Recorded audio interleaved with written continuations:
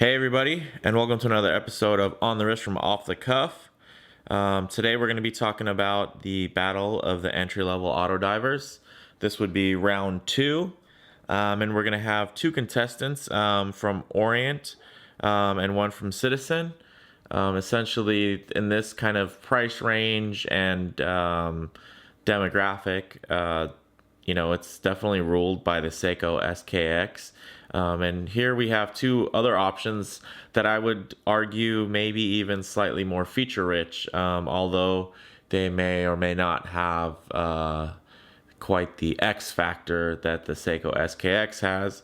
They definitely have a lot to offer as far as features go, and in their build quality.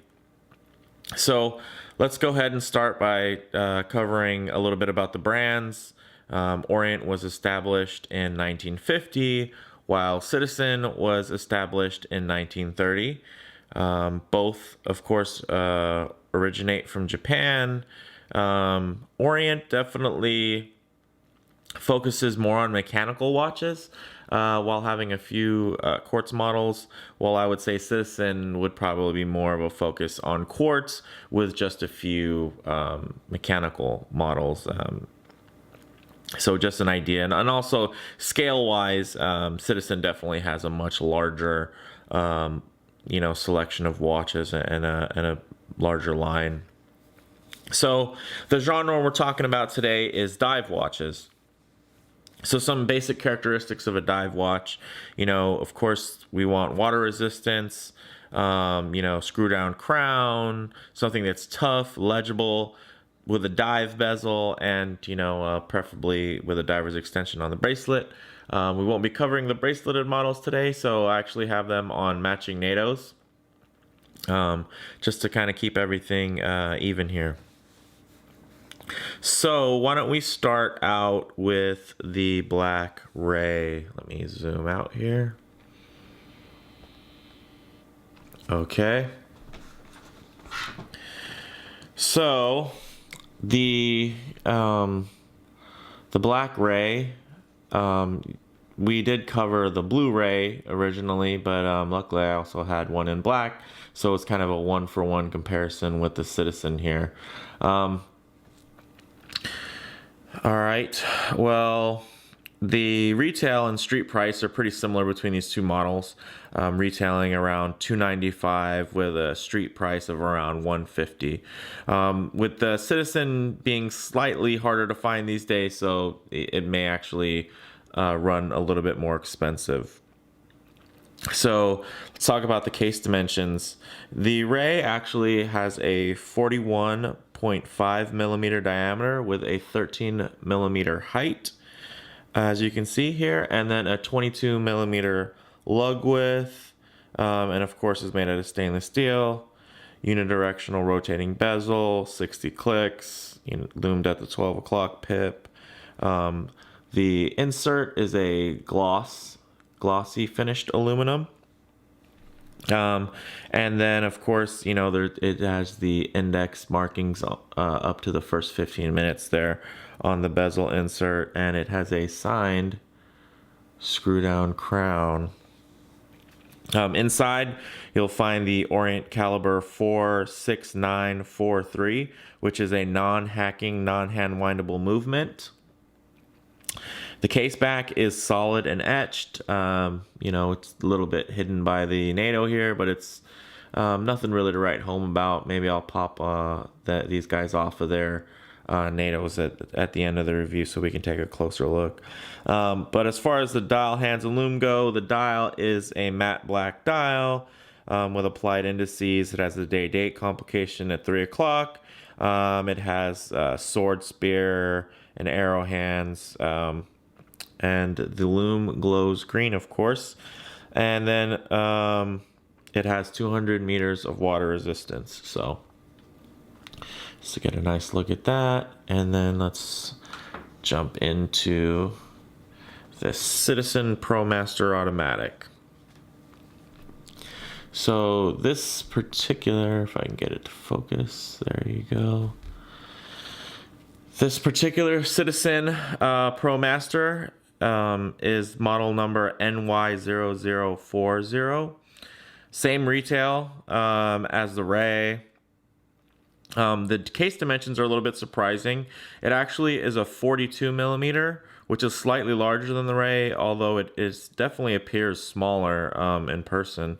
And then the thickness is only 12 and a half, so it's just a hair, about half a millimeter shorter, as far as thickness goes.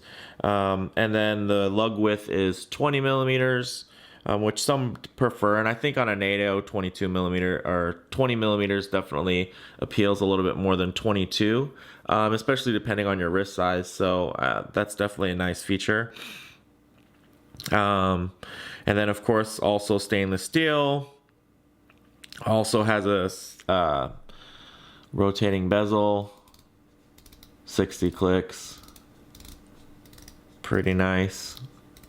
We'll take a little closer look at the Citizen since we have covered the Ray in the past. So there's a loomed 12 o'clock pip.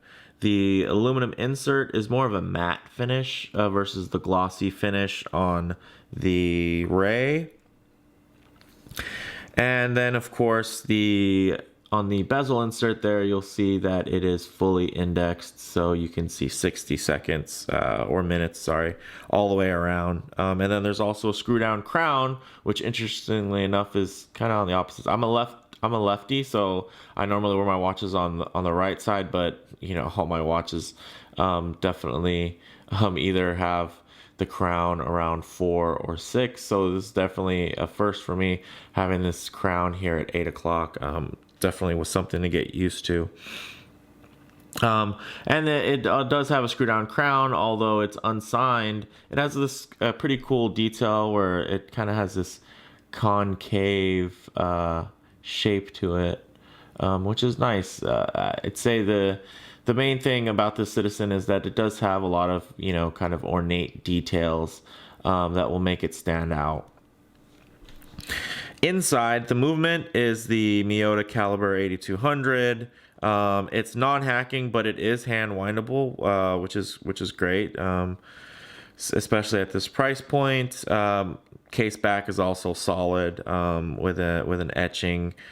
The dial is matte black, also with applied indices. There's a day-date complication at 3 o'clock, and then this actually has more arrow and spear hands, and of course also glows green.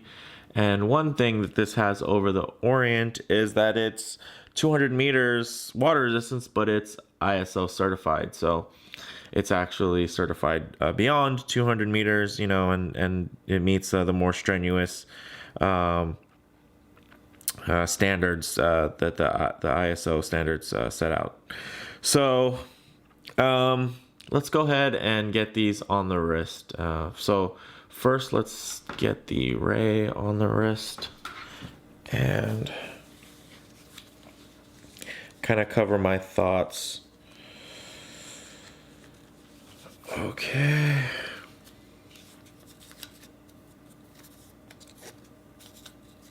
Sorry. Takes a little bit longer to lace a NATO through. Okay. So here we are. Just let me wipe it down a little bit here. Here's the black Ray on wrist. A few things to note.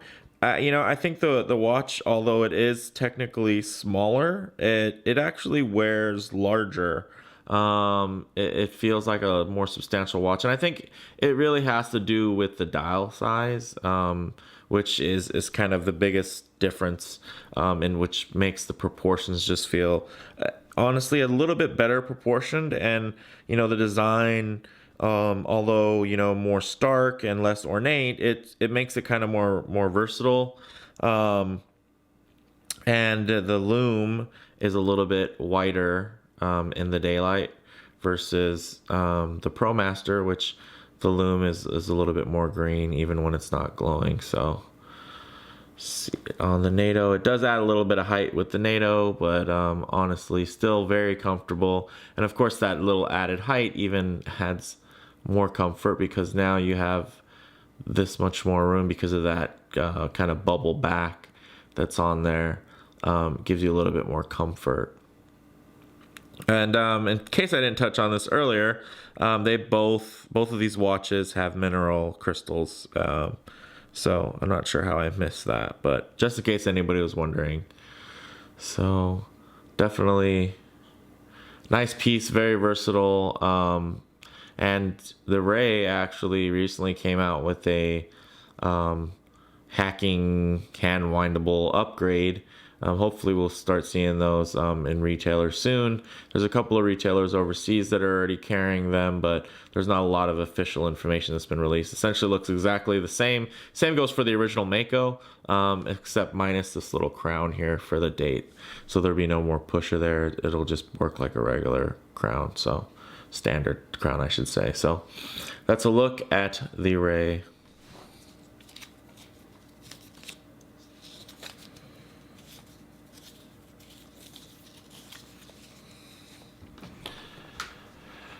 Okay, so let's take a look at the Promaster now.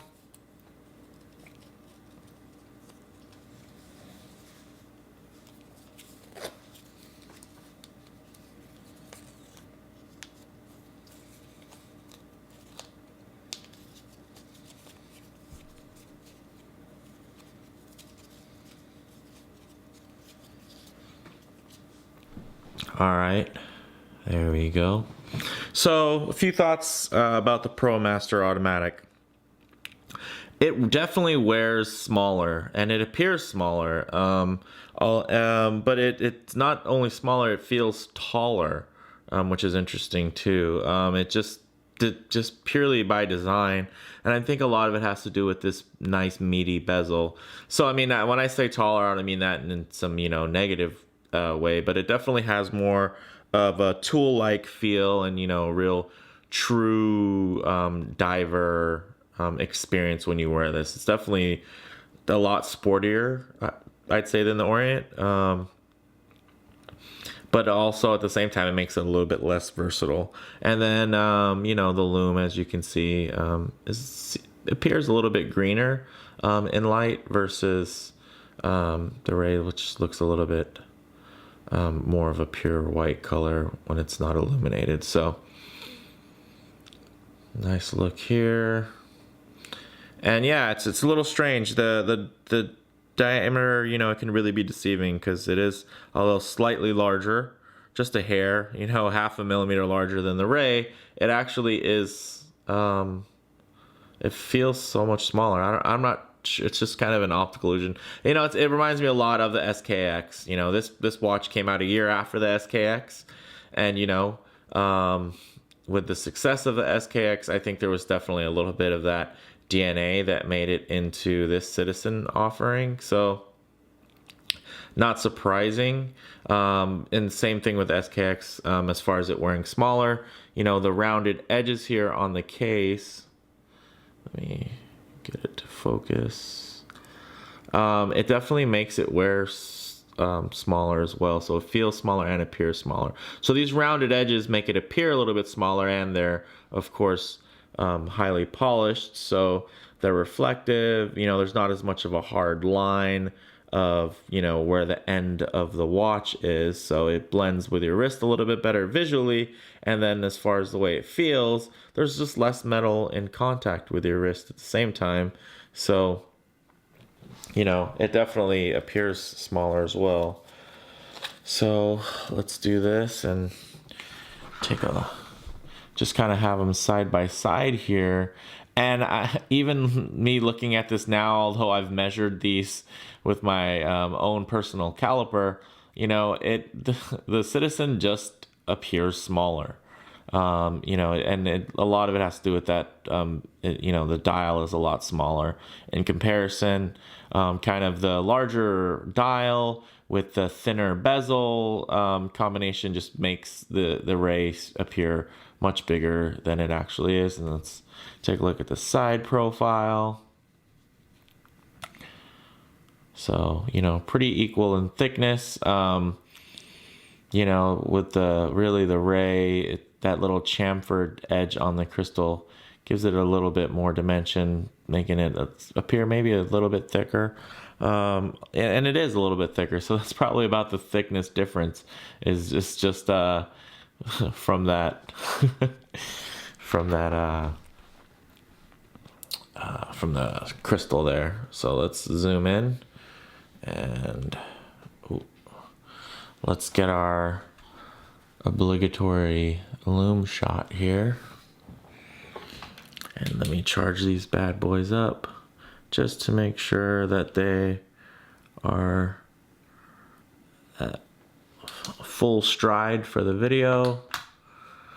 Okay, so as you can see, powerful Loom from both watches.